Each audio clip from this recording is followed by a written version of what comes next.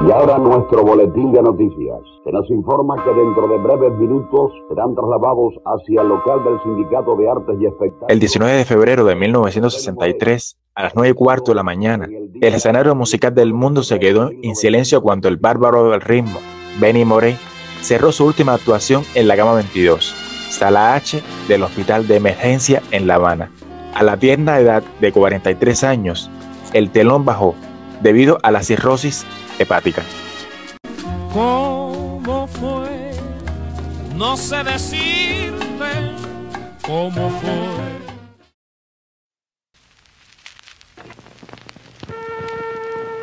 Hoy como ayer, yo te sigo queriendo, mi vida. 4 de agosto de 1919 en Santa Isabel de las Lajas,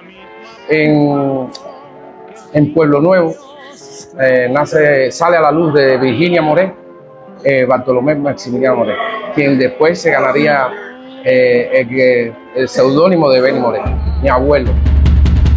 Inició su viaje musical en una familia numerosa, siendo el primogénito de 18 hijos. Sus raíces se entrelazaban con la herencia de los esclavos del Reino del Congo.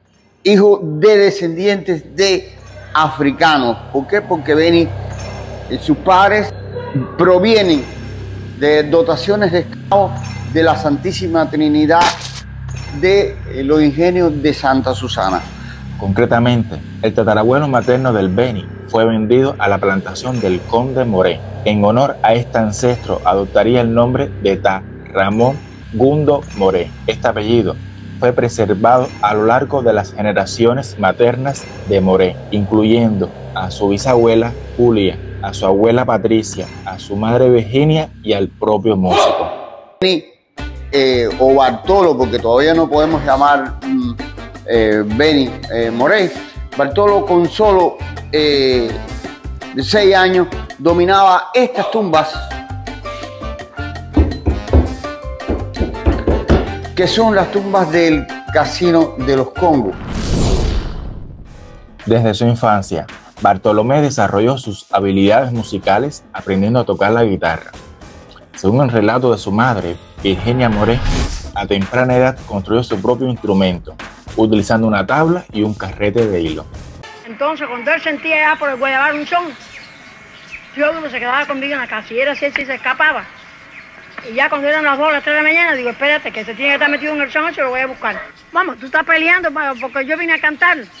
Yo voy a ser cantante, te voy a dar mucho dinero, me voy a ir fuera de Cuba. Digo, no sé que voy a hacer 2 palos, porque yo te meten en todo muy chiquito, para que esté pasando mala noche. Dice la que yo pienso pasar. Este muchacho que se dedicó a ayudar a su madre, porque eran 18 hermanos, tuvo que ingeniársela para poder crecer en un periodo hostil, porque el periodo donde vive Bartolo hay mucha hambre, hay mucha necesidad. Toda esta savia, todo esto de Laja, y posteriormente estuvo en Vertientes. Vertientes no solo representó música para el Benny, como muchos otros a lo largo del país. Unos jóvenes, Bartolo y Diodoro, llegaron a Vertientes, Camagüey, en los años 30 para trabajar arduamente y apoyar a su madre, quien se desempeñaba como lavandera. Tuve una situación un poco dura, se estaba tumbando caña y yo tenía que lavar para afuera. En medio de la difícil situación económica de la extensa familia, desempeñaron diversos oficios, como limpiabotas, obreros agrícolas, cortador de caña en las plantaciones y carretillero de sacos de azúcar en el entonces central Vertientes. A pesar de las dificultades y sin renunciar a la atracción de la música popular, Bartolomé creó un trío con José Adán Casanova, conocido como Cheo Casanova, y Enrique Benítez, apodado El Conde Negro. Juntos buscaban ganarse unos pesos en bares, fiestas y serenatas.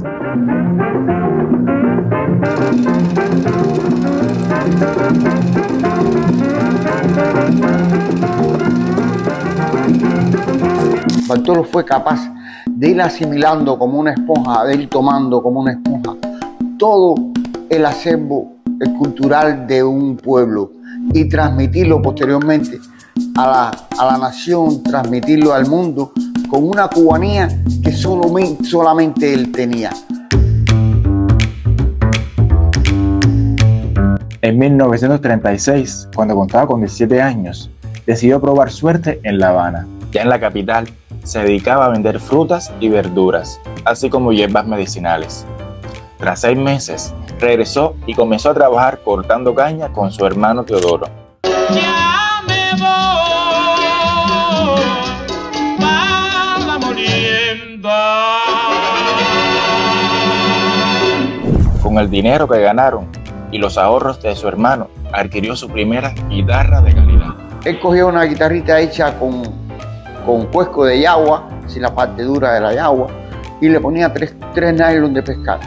Y con eso caminaba a Guayabal, La Guinea, Pueblo Nuevo, cantando. Y con sus manos, en un pueblucho pequeño, Santa Isabel de las Lajas, nació un criollo, un cubano, que llegó a alcanzar la grandeza. Soy guajiro, soy guajiro.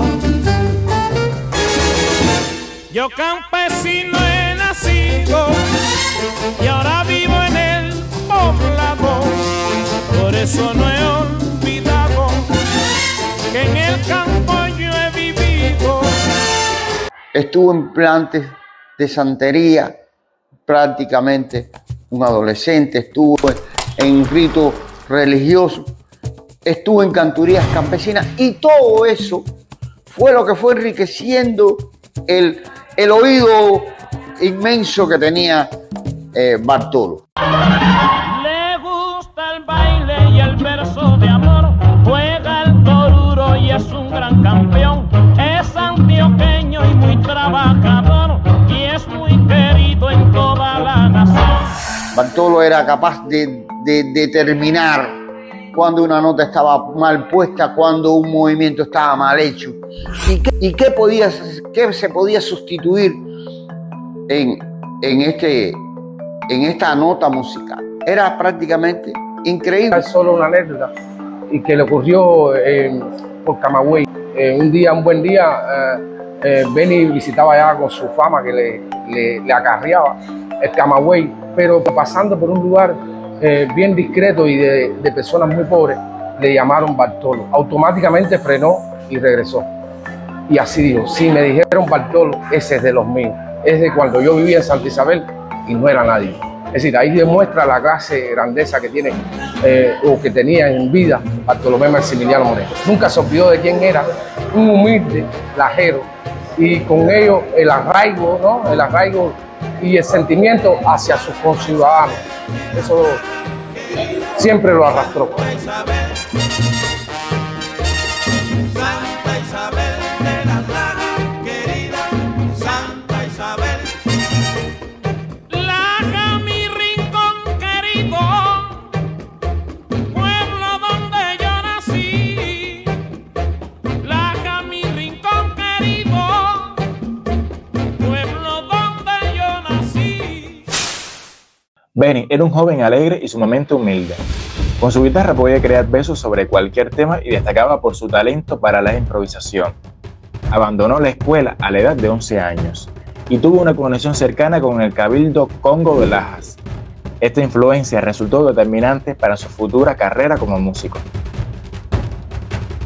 El Cabildo Congo, dirigido en 1886, sirvió como escenario para la práctica del macuta, el baile principal y más popular de los congos en la región central de Cuba.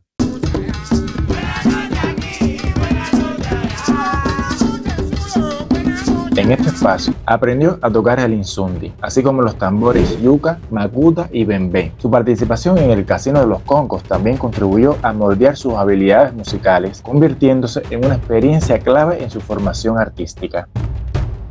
hay objetos que tienen un valor significativo. Estos son los tambores, el fundamento del templo. Se toca para dos cosas. A ver, bien. Uno, para el juramento de la bandera, es decir, empiezan a tocar.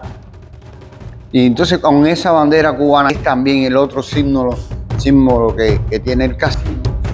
Se va despojando puertas y ventanas.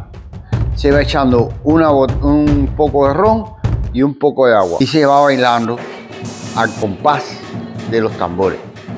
Al final se llega, se despoja, porque eso es para despojar el templo de los malos espíritus que quieren venir a la fiesta. Exacto. Ese es el juramento de la bandera. Al final se termina aquí, los bailadores terminan aquí y entonces esa bandera se besa como símbolo de gratitud a los ancestros. Cuando Bartolo decide ir a La Habana, con tan solo 21 años, en 1940, Benny se aventura en su segundo viaje a La Habana, decidido a probar suerte como músico en la capital cubana. Cuando él llega a La Habana, estuvo cantando en diferentes lugares. Se pagaba muy poco y la vida era muy dura. Aunque las noches eran difíciles y a veces se acostaba con más hambre que sueño, estaba en La Habana y grandes oportunidades estaban por cambiar su vida para siempre.